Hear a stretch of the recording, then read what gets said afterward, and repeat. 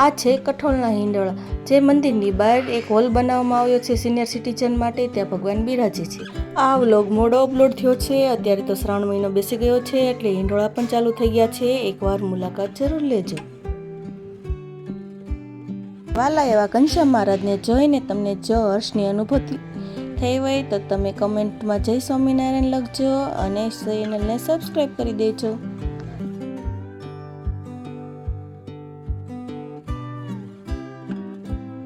વાલા હરિભક્તો, આજે આપણે પહોંચી ગયા છે રુસ્તમબાગ સ્વામિનારાયણ મંદિરે. જો તમે ચેનલમાં નવા હોય તો ચેનલને સબસ્ક્રાઈબ કરવાનું ભૂલતા નહીં અને કમેન્ટમાં જય સ્વામિનારાયણ લખવાનું ભૂલતા નહીં. વિડીયોને એન્ડ સુધી બન્યા રહેજો. આ આવ્યું સાહિત્ય કેન્દ્ર. ત્યાં તમને સ્વામિનારાયણ ભગવાનના ચરિત્રોના બુક મળી રહી છે. આપણે ગાડી પાર્ક કરી દીધી છે. હવે એ બાજુમાં તમે જુઓ, અહીંયા સિનિયર સિટીઝન માટે ધૂન કીર્તન કરી શકે તેવો હોલ બનાવવામાં આવ્યો છે. જુઓ સામે ભોજનાલય છે. હવે આપણે મંદિરની સાવ નજીક પહોંચી ગયા છીએ. ગ્રાઉન્ડની એક બાજુ ઘાસ કાંઈ ઉગ્યું છે નહીં, એટલે સાવ કોરું છે. જમીન દેખાય છે અને ચણ નાખ્યું હોય એવું લાગે છે, એટલે ચકલાઓ ચણ ચણે છે. અને જુઓ બીજી બાજુ એકદમ લીલું છમ જેવું ઘાસ ઉગ્યું છે. હવે આપણે મંદિરની અંદર તરફ જશું. કેશી તો હિંડોળા જોવા માટે ઉત્સુક થઈ ગઈ છે. એ તો ફટાફટ સીડી ચડવા માંડી.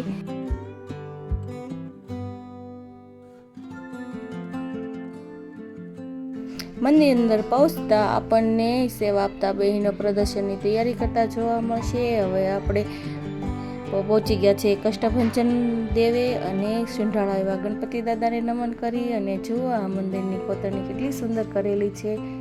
જો આ વખતેના હિંડોળાનું પ્રદર્શન સૂતરના કલર તાતણાઓથી બનાવવામાં આવ્યું છે. આ વ્લોગ મોડો અપલોડ થયો છે. અત્યારે તો શ્રાવણ મહિનો બેસી ગયો છે, એટલે હિંડોળા પણ ચાલુ થઈ ગયા છે. એકવાર મુલાકાત જરૂર લેજો.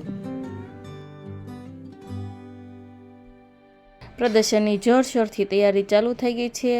સેવા આપતા ઘણા ભાઈઓ અને બહેનો બહુ સારી મહેનત કરે છે. જો આ દરવાજાની નકાશી કેટલી સુંદર છે. નાના છોકરાઓ પણ સેવા આપવા આવેલા છે, તે તમે વિડીયોમાં જોઈ શકો છો. આ રહ્યા મંદિરના મુખ્ય ભાગમાં ઘનશ્યામ મહારાજ બિરાજે છે, તે તમે જોઈ શકો છો. હવે આપણે વાલા એવા ઘનશ્યામ મહારાજને ઝુલાવશું.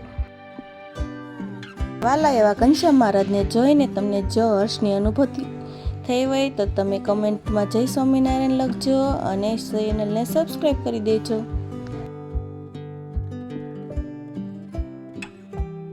શ્રી નરનારાયણ દેવ, લક્ષ્મીજી,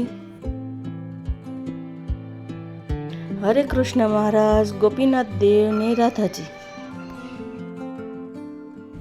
સેવા આપતા લાભાર્થીઓ કેવી સરસ મહેનત કરે અને બધું ડેકોરેશન કરે છે.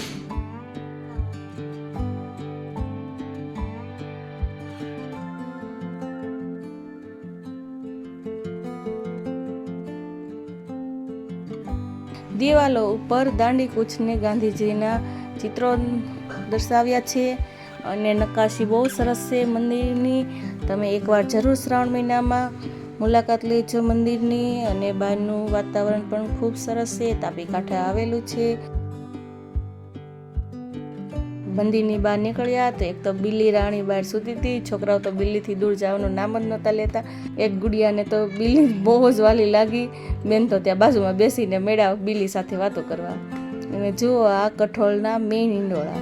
હવે આ વ્લોગને એન્ડ કરીએ છીએ. ફરી મળીશું નવા વ્લોગ સાથે. ત્યાં સુધી જય સ્વામિનારાયણ. આ ચેનલને લાઈક કરો, શેર કરો અને સબસ્ક્રાઈબ કરો. ફરી મળીશું નવા વ્લોગ સાથે.